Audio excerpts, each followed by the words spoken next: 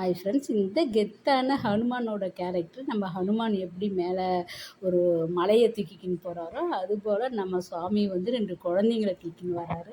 இதை சொல்லணும்னு சொன்னால் ஐயப்பன் கோயிலுக்கு சௌரி முடை கட்டிக்கின்னு போகிறாங்கல்ல, அந்த சௌரி முடி கட்டிக்கின்னு போகிறவங்க இது போல் தான் அழகாக தலையில் சுமந்துக்கின்னு போவாங்க.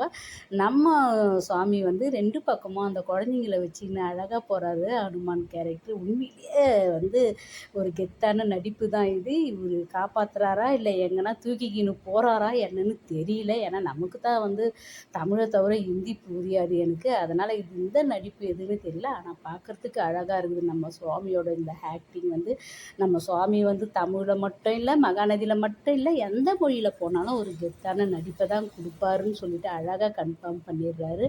நம்ம லக்ஷ்மி பிரியாவும் அதே போல் நிறைய இடங்களில் வராங்க. தங்கமும் சரி, இடம் எல்லாத்துக்குமே வராங்க. இந்த தங்க விளம்பரத்துலேயும் அவ்வளோ அழகாக இருந்தாங்க. அதே போல் ஒரு இடத்தோட விளம்பரத்துக்காகவே அழகாக கொடுத்துருக்காங்க. அதுவும் வெறும் இங்கிலீஷாக பேசுகிறாங்க. நமக்கு வந்து இங்கிலீஷே தெரியாது, ஒன்லி தமிழ் ஏதோ 1, 2 தெரியும், அவ்வளோதான். இது எனக்கு புரியவும் இல்லை. ஆனால் அவங்க அந்த இடத்துல இருந்து கேமராவில் இருந்து ரோடில் இருந்து எல்லாத்தையுமே அழகாக புரிய வைக்கிறாங்க. இந்த விளம்பரத்துலேயும் சரி, இவங்க சீரியல் இல்லைன்னாலும் நிறைய ஆடுங்களும் அப்டேட்டுங்களும் கொடுத்துக்கிட்டு தான் இருக்காங்க. என்ன ஒன்று இவங்க 2 பேரும் இன்னும் சேர்ந்து நடிக்காமல் இருக்காங்களேன்றது தான் கொஞ்சம் கஷ்டம்.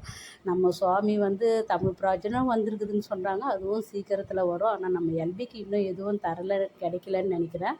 அவங்க வந்து தமிழை தவிர வேறு ஹிந்தி எதுலேயுமே நடிக்க மாட்டேன்னு தான் சொல்லிக்கின்னு இருக்காங்க. அதனால தமிழ் சீரியல் நம்ம எல்பிக்கும் சீக்கிரம் வரணும், அதுவும் நம்ம சுவாமி கூட வரணும்னு சொல்லிட்டு ஆண்டவங்கிட்ட வேண்டிக்கிறோம். அடுத்தது என்ன நடக்குதுன்னு சொல்லிட்டு நம்ம பார்க்கலாம். Bye by.